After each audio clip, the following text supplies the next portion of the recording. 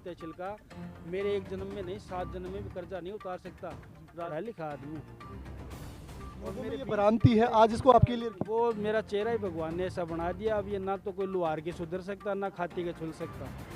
मेरे चेहरे को देख के ही लोग आइडिया लगा लेते हैं कि इस टाइप का होगा। मेरे जो संपर्क में आता है वो मुझे छोड़ता ही नहीं है। आप तो राजयोग मतलब कहाँ किस दृष्टि से हम देखें कि आप प्रधान बनते, आपके पास पूरा बहुमत था भारतीय जनता पार्टी के पास, उसके बाद भी प्रधान नहीं बन पाए। राजयोग नहीं है या फिर कुछ और अड़चनें हैं जो वहाँ तक नहीं पहुँची? खुद के भाग्य का निर्णय करना तो इंसान के बस में नहीं है। और आप कह रहे हो ना 20 साल से संघर्ष कर रहा हूँ। मैं तो 2 साल की उम्र से ही संघर्ष कर रहा हूँ। 2 साल की उम्र में मेरे पिताजी मुझे छोड़ के चले गए थे। वो धड़ा खत्म हो चुका है। वो पहले ही कांग्रेस में विलय हो गया एक धड़ा। प्रधानी के चुनाव का आप उदाहरण ले सकते हैं। मेरे कहने से कोई बात छोटी या बड़ी नहीं होगी, ये सब जानते हैं ये लोग बैठे हैं जो। पर खेतड़ी में भाजपा 2 धड़ों में बटी हुई नजर आ रही है, लोगों में पेचीदगी है, आखिर क्या होगा? ये सवाल मीडिया का हो सकता है। मैं तो समझता हूँ खेतड़ी में 4.5 साल से जो भी कार्यक्रम होते हैं पार्टी लेवल पे, चाहे पार्टी का कोई धरना हो, प्रदर्शन हो, चाहे झुंझुनू में कोई प्रदर्शन हो, खेतड़ी में मीटिंग हो, हम लोग पार्टी के बैनर के नीचे करते हैं। देखिए, सरकारें चुनाव की पर्टिकुलर बात की जाए तो चुनाव से कोई गरीबी दूर नहीं होती, सरकारें गरीबी दूर करती हैं। हमारे निश्चित रूप से मैं कहता हूँ कई अव्यवहारिक जिले बने, उनमें चेंजिंग भी होगी। अगर चेंजिंग के टाइम भी हमारे जनप्रतिनिधि उसकी आवाज़ उठा लेंगे तो मैं समझता हूँ खेतड़ी को भी ये सौभाग्य मिल सकता है। और उसमें हमारी जनता का या हमारा कोई दोष नहीं है। मैं हमारे कमज़ोर नेतृत्व को इसको पूर्ण रूप से इसका दोषी मानता हूँ, जिन्होंने जिले बनाए ही नहीं। राजस्थान में ये कहा गया था कि जो मांगेगा उसको सब कुछ मिलेगा। नमस्कार, मैं किशोर कुमार, ग्रामीण मीडिया पर आपका बहुत बहुत स्वागत है। चुनावी साल है और चुनावी साल में हम बात करें तो जो नेता हैं, हम बात करें जो जनप्रतिनिधि हैं, क्षेत्र में पूरी तरीके से सक्रिय हैं। इसी वर्ष हैं जो विधानसभा के चुनाव भी होने हैं। और हम बात करें कि मुख्यमंत्री अशोक गहलोत ने बजट में जिस प्रकार से 19 जिलों की घोषणा की है, इसके अलावा 3 संभाग की घोषणा की है, तो कहीं मिठाई बांटी जा रही है तो कहीं विरोध प्रदर्शन है वो तेज हो गया है। गुड़ागोड़ जी की हम बात करें कि उदयपुर वाटी के पूर्व विधायक ने तो आत्मदाह की भी चेतावनी दे दी है कि अगर गुड़ागोड़ जी को नीमका थाना में जोड़ा जाएगा तो मैं आत्मदाह कर लूँगा। लेकिन हम खेतड़ी के परिप्रेक्ष्य में बात करें तो वहाँ पे अभी कोई स्टेटमेंट नहीं आया, जिस पर इंजीनियर धर्मपाल जी हमारे साथ मौजूद है। आज की मुलाकात में बातचीत करने की कोशिश करते हैं, किस नज़रिए से देखते हैं करते हैं। धर्मपाल जी हमारे साथ मौजूद हैं। जी नमस्कार। जिस प्रकार से 19 जिले बने हैं, 3 संभाग बनाए गए हैं, खेतड़ी को उसमें कुछ भी सौगात के रूप में नहीं मिला है, किस नज़रिए से देखते हैं? मैं आपके चैनल के माध्यम से बताना चाहता हूँ, सर्वसाधारण को बताना चाहता हूँ। जहाँ तक जिलों का सवाल है, मैं सबका सम्मान करता हूँ। वैसे तो जो भी घोषणाएं होती हैं वो राजस्थान की विधानसभा में होती हैं, लेकिन जहाँ आप सवाल जो पिन पॉइंट है खेतड़ी का ज़िला बनाने का जो सवाल है, उसके बारे में मैं आपके माध्यम से बताना चाहता हूँ कि खेतड़ी रियासत काल का जयपुर के बाद में सबसे बड़ा राजघराना रहा है। और जहाँ तक मुझे ज्ञान है और जहाँ तक मैंने पढ़ा है, जब खेतड़ी जयपुर में जब दरबार लगता था तो खेतड़ी के राजा की कुर्सी वहाँ रखी जाती थी। चाहे खेतड़ी के राजा वहाँ पहुँचे या ना पहुँचे, चाहे वो कुर्सी खाली हो, इतना बड़ा रियासत थी। खेतड़ी के अंदर कोटपुतली, विराटनगर और शाहपुरा तक के लोगों की यहाँ पर पेशी होती थी, सुनवाई होती थी, और वहाँ कोटपुतली उसके अधीन था। और मैं आपको बताऊं कि खेतड़ी में जो सरदार सेकेंडरी स्कूल थी, जो बहुत पुरानी थी, वो हमारे राजा सरदार सिंह की बनाई हुई है। आपके चैनल के माध्यम से मैं सर्वसाधारण को ये बात सूचित करना चाहता हूँ और अवगत कराना चाहता हूँ। इतने बड़े रियासत काल के क्षेत्र को छोड़कर और आप लोग ऐसे ऐसे राजस्थान में ज़िले बने हैं जिनके बारे में सोचकर कल्पना करते भी यूँ लगता है कि ये ज़िले बनाए हैं या मजाक की गई है। दूदू जो जयपुर के सीमावर्ती है, समीप है, और वो एक ग्राम पंचायत है महज। खैरतले एक बहुत छोटा सा कस्बा है। वैसे कस्बे हमारे खेतड़ी में बहुत ज़्यादा हैं। बबाई है, बसई है, जसरापुर है, इस तरीके से खैरतल है। जो ज़िले बना दिए गए तो इतनी बड़ी रियासत की अवहेलना हुई है। निश्चित रूप से हमारे लिए मान और सम्मान का सवाल है। नीमका थाना की दूरी कितनी है, झुंझुनू की दूरी कितनी है, ये मायने नहीं रखती है। खेतड़ी क्षेत्र का कुछ क्षेत्र खुश भी है, लेकिन जो हमारा मान था, सम्मान था, जो खेतड़ी की रियासत का एक अपना रुतबा था, वो रुतबा निश्चित रूप से हमने खोया है। और उसमें हमारी जनता का या हमारा कोई दोष नहीं है। मैं हमारे कमज़ोर नेतृत्व को इसको पूर्ण रूप से इसका दोषी मानता हूँ, जिन्होंने ज़िले बनाए नहीं। राजस्थान में ये कहा गया था कि जो जो मांगेगा उसको सब कुछ मिलेगा।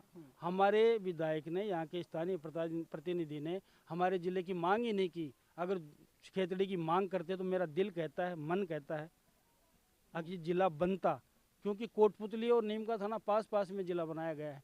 उससे डिस्टेंस हमारी खेतड़ी की ज़्यादा है, तो खेतड़ी सारे मापदंड पूरे करती है। HCL का इतना बड़ा प्रोजेक्ट है जिसका जनरल नॉलेज में क्वेश्चन आता है। हिंदुस्तान का, एशिया का सबसे सेफ और सबसे उत्पादन देने वाला ये HCL प्रोजेक्ट है। ऐसी हमारी विरासतें हैं। अरावली क्षेत्र से घिरा हुआ है क्षेत्र है, इसकी अपनी पहचान है, एक अलौकिक पहचान है। उस पहचान को हमने निश्चित रूप से खोया है। हो सकता है मैं कांकरिया में बैठा हूँ, कांकरिया की दूरी नीम का थाना से कम होगी, ये संतुष्ट होंगे, लेकिन हमें मिल सकता था जिला अगर हमारी खेतड़ी को मांगा जाता तो। और इसके लिए हमारे विधायक ने कुछ भी नहीं किया, हमारे विधायक ने मांग ही नहीं की, वरना निश्चित रूप से जिला बन जाता। कुछ अगर व्यवहारिक बात करूं, राजनीतिक बात नहीं करूं, तो कुछ एरिया ऐसा है, हमारी 5 या 6 पंचायतें जो हमारी नीम का थाना को शूट नहीं करती। अगर फिर भी हमारी मांग तो पहले जिला बनाने की है खेतड़ी को, जो घोषणाएं होती हैं वो पूरी नहीं होती। घोषणाओं में अमेंडमेंट भी होता है, चेंजिंग भी होती हैं, नहीं होती घोषणाओं में अमेंडमेंट भी होता है, चेंजिंग भी होती हैं। निश्चित रूप से मैं कहता हूँ कई अव्यवहारिक जिले बने हैं, उनमें चेंजिंग भी होगी। अगर चेंजिंग के टाइम भी हमारे जनप्रतिनिधि उसकी आवाज़ उठा लेंगे तो मैं समझता हूँ खेतड़ी को भी ये सौभाग्य मिल सकता है। कुछ भौगोलिक स्थिति से जो फिजिकल वेरिफिकेशन होता है उस हिसाब से अगर जिले को अगर बनाया ही जाता है तो उसमें सबकी सुविधाओं को ध्यान में रखा जाए, किसी ग्राम पंचायत को दुविधा में नहीं डाला जाए दूरी के हिसाब से। इसलिए मैं कहना चाहता हूँ, पहले तो मेरी मांग है कि खेतड़ी ही जिला बनना चाहिए। और अगर जिला बनता भी है और नीम का थाना जिला भी बनता है और खेतड़ी उसमें जाती है तो व्यवहारिक इसका मापदंड होना चाहिए, सीमांकन व्यवहारिक होना चाहिए। किसी पंचायत को दुविधा है तो उसको उसके हिसाब से जोड़ा जाए। मैं यही आपके चैनल के माध्यम से मांग करता हूं, निजी रूप से, इंजीनियर धर्मपाल के रूप से। धर्मपाल जी, क्वेश्चन ये रहेगा कि 3-4 दिन हो गए हैं, मुख्यमंत्री जी ने घोषणा की थी, लेकिन विपक्ष का कोई स्टेटमेंट नहीं आया खेतड़ी में। क्या उदासीनता है विपक्ष में भी?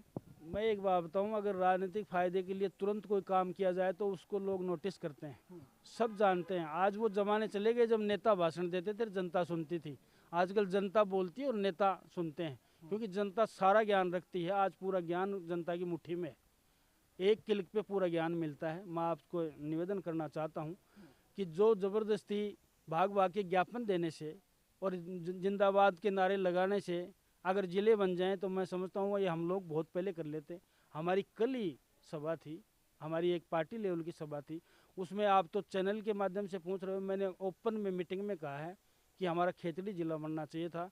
उसका हम लोग वो SDM के रिप्रेजेंटेशन नहीं दे पाए, ये बात अलग है, उसकी हम तैयारी भी कर रहे हैं और व्यवहारिक रूप से तैयारी कर रहे हैं। हमें कहीं भी किसी को दुविधा में डालने का हमारा कोई उद्देश्य नहीं है। जिला बने लेकिन सुविधा सबको रहे, यही हमारा उद्देश्य है। धर्मपाल जी, एक राजनीतिक क्वेश्चन है। एक जनप्रतिनिधि ने कहा था कि जो चुनाव है, जो हम बात करें, तो ये गरीबी दूर करने का जरिया नहीं है। किस नज़र से देखते हैं, क्या कहें? देखिए, सरकारें, चुनाव की पर्टिकुलर बात की जाए तो चुनाव से कोई गरीबी दूर नहीं होती, सरकारें गरीबी दूर करती हैं। हमारे माननीय प्रधानमंत्री जी ने 2024 तक किसान की आय को दुगना करने का जो लक्ष्य लिया है, उसमें अनेक कार्य हुए हैं जिनको आप लोग देख भी सकते हो, गिना भी सकते हैं। किसान को 6-6 हज़ार रुपये दिए जा रहे हैं 2-2 हज़ार रुपये की किस्त में, और अनेक सुविधाएं, बीज की सुविधा हो, खाद की सुविधा हो, सेंटर से जो बन पड़ता है किसान के लिए पूरे देश में किया गया है। और उनका लक्ष्य है कि किसान की आय दुगनी की जाए, कैसे भी की जाए। खेतड़ी में भाजपा 2 धड़ों में बटी हुई नजर आ रही है, लोगों में पेचीदगी है, आखिर क्या होगा? ये सवाल मीडिया का हो सकता है। मैं तो समझता हूँ खेतड़ी में 4.5 साल से जो भी कार्यक्रम होते हैं पार्टी लेवल पे, चाहे पार्टी का कोई धरना हो, प्रदर्शन हो, चाहे झुंझुनू में कोई प्रदर्शन हो, खेतड़ी में मीटिंग हो, हम लोग पार्टी के बैनर के नीचे करते हैं। और धड़े की कोई बात नहीं है। जब भी पार्टी के निशान पे जब चुनाव वो कोई कार्यक्रम होता है तो सब लोग एक छत्र के नीचे रहते हैं। और जब आप धड़े की बात करते हो तो वो सब लोगों को पता है, यहाँ बैठे उन लोगों को भी पता है, वो धड़ा खत्म हो चुका है। वो पहले ही कांग्रेस में विलय हो गया एक धड़ा। प्रधानी के चुनाव का आप उदाहरण ले सकते हैं। मेरे कहने से कोई बात छोटी या बड़ी नहीं होगी, ये सब जानते हैं। ये लोग बैठे हैं, जो प्रधान के चुनाव में जो हुआ उसमें धड़ेबंदी सब खत्म हो गई। जिनको जाना था वो कांग्रेस में चले गए, उनके मंच शेयर करते हैं, उन्हीं के मंचों पे भाषण देते हैं। तो धड़े जैसी कोई बात नहीं है।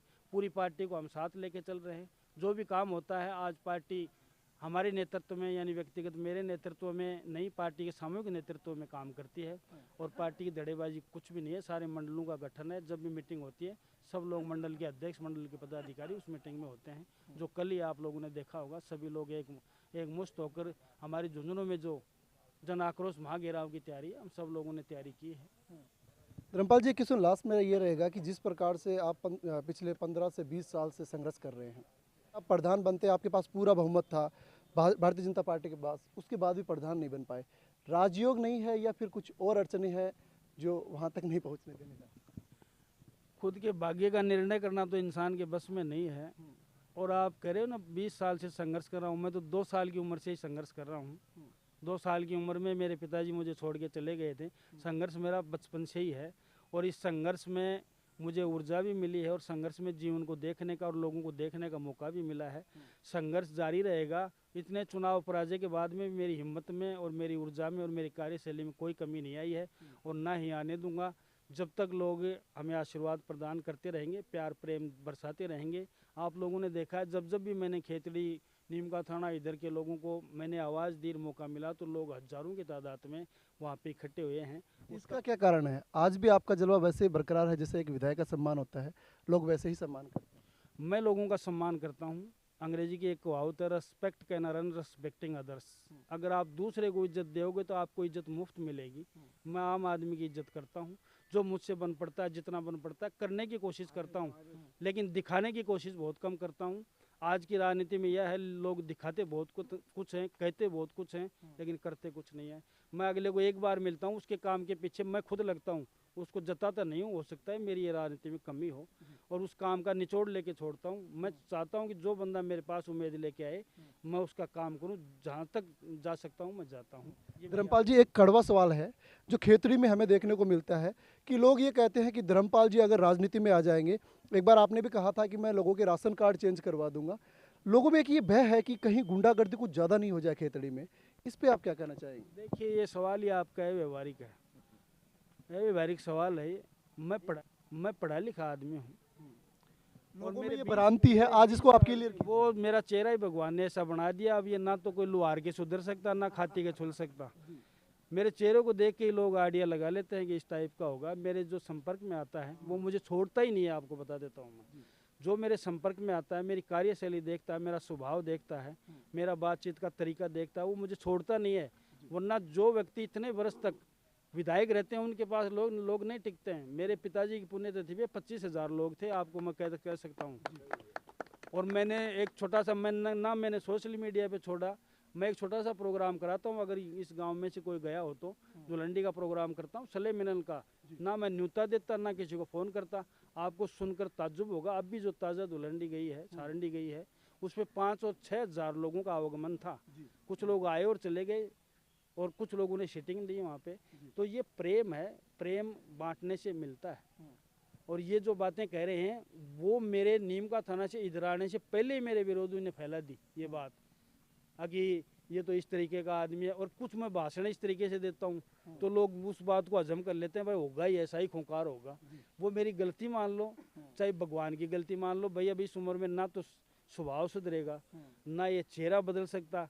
अगर कोई ये कहे कि भाई एक लुहार के गढ़ाया जा सकता है तो मैं गढ़वा के ला सकता हूँ। खाती का छुलवाया जाए तो मैं छुलवा लाऊँ। ऐसा ही रहेगा अभी तो ये में फेर बदल रहे कोई नहीं। बस वो चेहरा देख के ऑडियो लगा लिए हैं लोग, ऐसी कोई बात नहीं है। बहुत कम समय बचा है, कैसा प्यार मिल रहा है लोगों का खेतड़ी विधानसभा? प्यार बरकरार रहे। मैं अक्सर मंचों पे कहता हूँ, आप तो सोशल मीडिया से संदर्भ रखते हैं, मैं कहता हूँ नेता वो नहीं होता जो कुर्सी पे राज करता है। कुर्सी तो किसी को जातिवाद से, किसी को धन की ताकत से, किसी को बाहुबल से मिल सकती है, डिवाइडेशन से मिल सकती है, फूट डाल के मिल सकती है, लेकिन असली नेता वो नहीं होता जो कुर्सी पे राज करता है। असली नेता वो होता है जो लोगों के दिलों पे राज करता है। और मैं ये कहता हूँ कि लोगों ने जो प्रेम और प्यार मुझे दिया है, आज तक किसी सांसद को नहीं दिया। मैं चुनाव हारने के बाद इस खेतड़ी में जितनी मीटिंगें हुई है और जितना मुझे धनराशि का सहयोग किया है, मैं इस खेतड़ी मीटिंगें हुई है और जितना मुझे धनराशि का सहयोग किया है, मैं इस खेतड़ी तहसील का मेरे एक जन्म में नहीं 7 जन्म में भी कर्जा नहीं उतार सकता। राजस्थान में घूमता हूँ और कई जगह हिंदुस्तान में भी जाने का मौका मिलता है। हारने के बाद लोग आना जाना बंद कर देते हैं। मुझे बुला बुला के लोगों ने चंदा दिया है, ये कम बात नहीं है मेरे लिए गर्व की बात है कि लोगों ने मुझे चंदा दिया है कि ये व्यक्ति अगर पैसे से कमज़ोर पड़ गया तो ये राजनीति में नहीं टिक पाएगा। तो लोगों ने मुझे धन का भी संबल दिया है, इसके लिए मैं पूरे क्षेत्र खेतड़ी का जन्म जन्मांतर ऋणी हूँ, ऐसा मेरा मानना है। और जो भी प्रेम ये लोग मुझे देते हैं, कुर्सी आती हैं चली जाती हैं, राज बनते हैं बिगड़ जाते हैं, तख्त सजते हैं तख्त टूट जाते हैं, लेकिन दिलों में जो आदमी बसता है ना वो हमेशा रहता है। राम कुमार जी, मेरे पिताजी स्वर्गीय राम कुमार जी कभी एमएलए नहीं बने, और मैं तो यहाँ कह सकता हूँ कभी पंच भी नहीं बने, लेकिन 51 साल तक उनको याद रखते हैं। उन्होंने किसी के लिए कुछ किया होगा जब ही रखते हैं, वरना इंदिरा गांधी और नेहरू गांधी की जन्म जयंती और पुण्यतिथि मनाना बंद हो गया जो सरकारी खर्चे से बनती हैं। आज भी लोग मेरे पिताजी की पुण्यतिथि 20-20, 25-25 हज़ार लोगों की तादाद में मनाते हैं, तो उन्होंने कुछ किया होगा इसीलिए तो मनाते हैं। इसलिए उन्होंने लोगों का सहयोग किया तो आज वो लोगों के दिलों में जिंदा है, और हम लोग लोगों के दिलों में जिंदा इसलिए हैं कि इनसे सतत संपर्क में रहते हैं, सुख में दुख में सब जगह आते हैं, यही हमारा जीवंत संपर्क है। और राजनीति में मैंने कह दिया कि लोग बनते हैं और बिगड़ जाते हैं। मुझे इस बात की खुशी है कि वर्तमान विधायक को जितना प्रेम और प्यार नहीं मिलता उतना मुझे खेतड़ी की जनता देती है, और मैं पूर्ण रूप से संतुष्ट हूँ। जी धन्यवाद सर, बात थैंक यू। ये थे इंजीनियर धर्मपाल गुर्जर, जिनसे हमने खेतड़ी के मुद्दों को लेकर बातचीत करने की कोशिश की। जिस पर वीडियो के बारे में आपकी क्या राय है कमेंट बॉक्स में लिखकर जरूर बताइएगा। जय हिंद, जय भारत।